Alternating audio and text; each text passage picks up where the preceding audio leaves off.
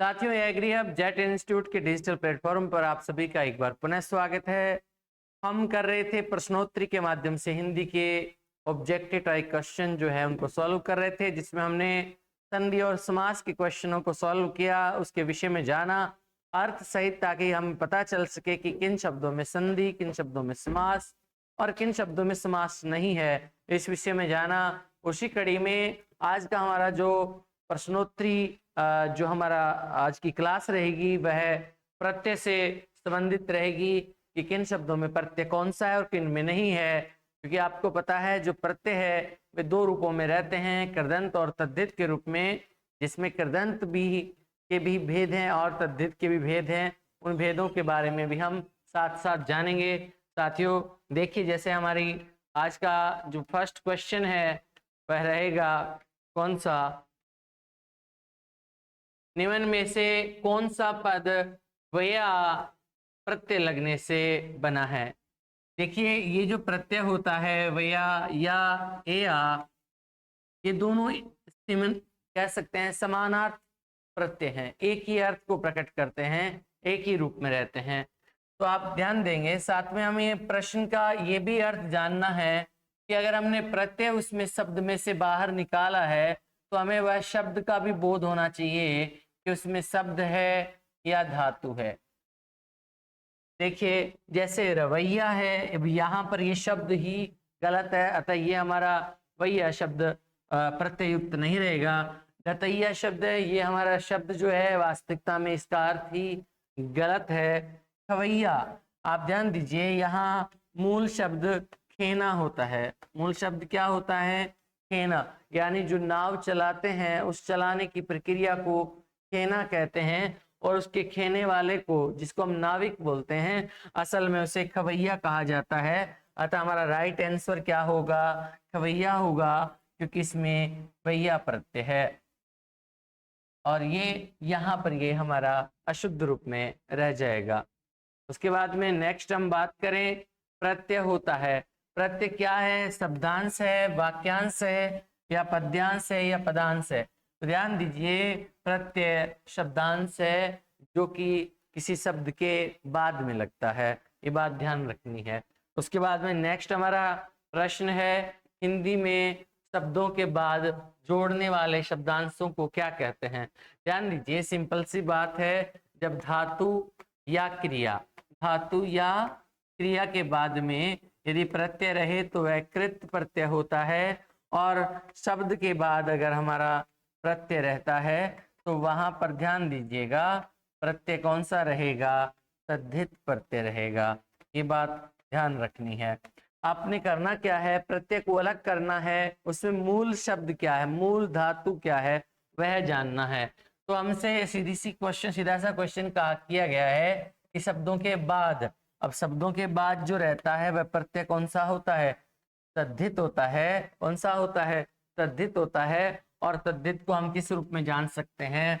परसरक के रूप में जान सकते हैं, क्योंकि शब्दों के बाद में कौन सा जो चिन्ह रहता है वह परसरक रहता है। कौन सा चिन्ह रहता है?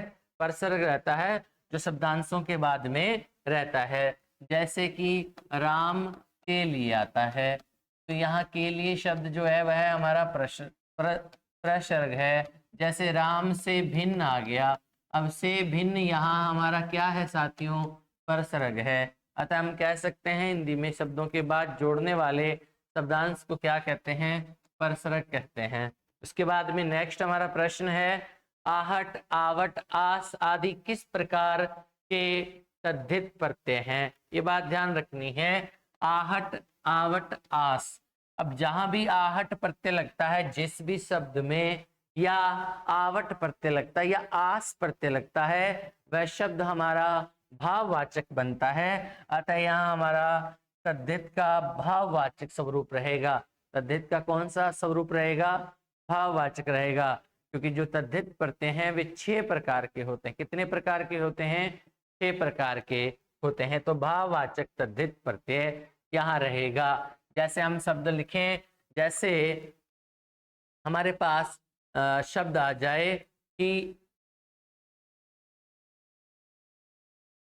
जैसे लिखावट शब्द आ गया। क्या आ गया साथियों?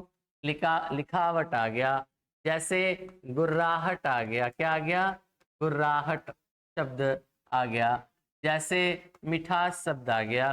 तो यहाँ पर हमारे पास जो रहेगा वह तद्धित प्रत्यय भाववाचक के रूप में रहेगा। औपचारिक शब्द में कौन सा प्रत्यय है, तो औपचारिक शब्द में जो मूल शब्द है साथियों वह उपचार है। कौन सा है, उपचार है। और प्रत्यय हमारा कौन सा है, इक प्रत्यय है। अतः शब्द जो बना है वह औपचारिक है, तो इक प्रत्यय वाला ऑप्शन जो है हमारा 4 नंबर ऑप्शन सही माना जाएगा।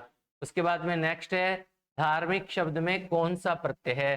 तो धार्मिक शब्द में अगर हम बात करें तो मूल शब्द है वह धर्म है और प्रत्यय कौन सा है, इक प्रत्यय है। अतः हम कह सकते हैं यहाँ पर हमारा राइट आंसर क्या रहेगा, इक प्रत्यय के रूप में रहेगा। उसके बाद में छलिया, पठनिया और कहानी में कौन सा प्रत्यय निहित है। तो ध्यान दीजिए, छलिया में इया प्रत्यय है, पठनीय इसमें अनीय प्रत्यय है। कौन सा प्रत्यय है, अनीय। और कहानी में आनी प्रत्यय है। कौन सा प्रत्यय है, आनी प्रत्यय है। ठीक है, तो यहाँ ध्यान रखना है कि इसमें हमारा जो प्रत्यय रह जाएगा छलिया, पठनीय और कहानी में कौन सा प्रत्यय है। साथ ही एक बात ध्यान देंगे, थोड़ा सा यहाँ पर एक छोटी सी मिस्टेक हुई है। तो इसमें क्या रह जाएगा, छलिया में इया प्रत्यय रह जाएगा और इसमें इया रह जाएगा और इसमें कौन सा रह जाएगा, आनी प्रत्यय। तो इया, ये, आनी किसमें रहेगा, हमारा फर्स्ट जो ऑप्शन है वह सही होगा।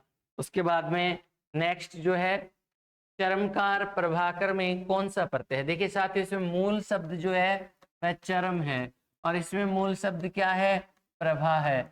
यहाँ पर कार और कर प्रत्यय है। कौन सा प्रत्यय है, कार और कर प्रत्यय। अब चूंकि चरम शब्द है, प्रभावी शब्द है, अतः ये तद्धित प्रत्यय है साथियों। तो हम कह सकते हैं कार कर वाला ऑप्शन कौन सा है, सेकंड नंबर ऑप्शन हमारा सही होगा। इसके बाद में नेक्स्ट हमारा प्रश्न रहेगा खिलाड़ी, गमनीय शब्द में कौन सा प्रत्यय प्रयुक्त है। तो खिलाड़ी है और गमनीय, यहाँ ध्यान दीजिए, खिलाड़ी में जो धातु है, जो सॉरी शब्द है वह खेल है और यहाँ पर क्या रहेगा, गमन रह जाएगा। तो यहाँ पर हमारा शब्द में एक आड़ी आ जाएगा और एक क्या प्रत्यय आ जाएगा, ये प्रत्यय आ जाएगा। साथ ही उसके बाद में हमारा नेक्स्ट जो प्रश्न रहेगा गाने वाला लघुतर शब्द में कौन सा प्रत्यय है। तो गाने वाला, यहाँ आपको पता है शब्दांश हमारा क्या है, वाला, और यहाँ तर है और शब्दांशी जो होते हैं वे प्रत्यय होते हैं। तो वाला व तर किसमें हमारा सेकंड ऑप्शन है।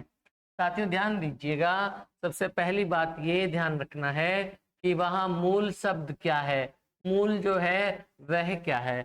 अगर मूल धातु है या क्रिया है तो फिर वहां आप सीधी सी बात है कौन सा प्रत्यय हो जाएगा, कृदंत प्रत्यय हो जाएगा। कौन सा, कृत प्रत्यय या कृदंत प्रत्यय।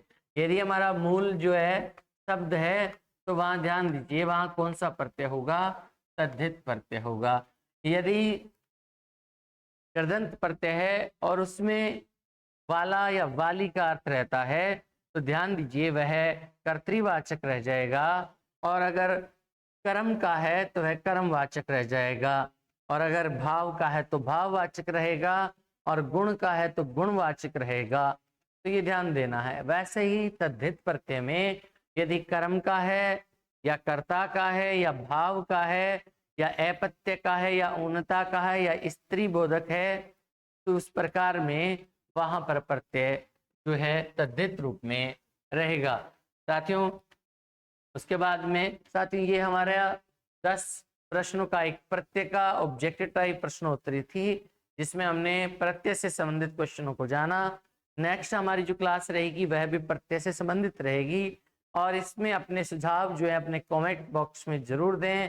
जहां भी आपको लगे कि यहाँ ये चीज हमें सीखने लायक हैं या प्रत्यय की क्लास रहनी चाहिए तो भी आप जरूर कमेंट बॉक्स में अपना सुझाव दें। और एग्री हब जेट इंस्टीट्यूट से जुड़े रहें। जय हिंद, जय गृह।